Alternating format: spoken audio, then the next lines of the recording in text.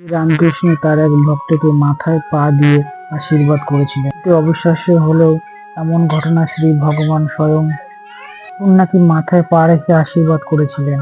দিনটি ছিল 1 জানুয়ারি, সাল ছিল 1486 সাল।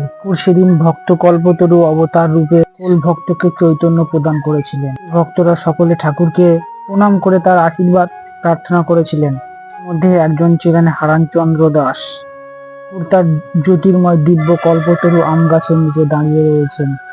এই অবস্থায় অন্য ভক্তদের মতোই তাকে নতমস্তকে প্রণাম করেছিলেন হারানবাবু। ঠিক তখনই ঠাকুর তার মাথায় পা দিয়ে স্পর্শ করেছিলেন। তারা সকলে চমকে উঠল। তারা কখনো ঠাকুরকে এমন আশীর্বাদ প্রদান করতে দেখেননি। এবার এমন মুহূর্তে সৃষ্টি হয়েছিল।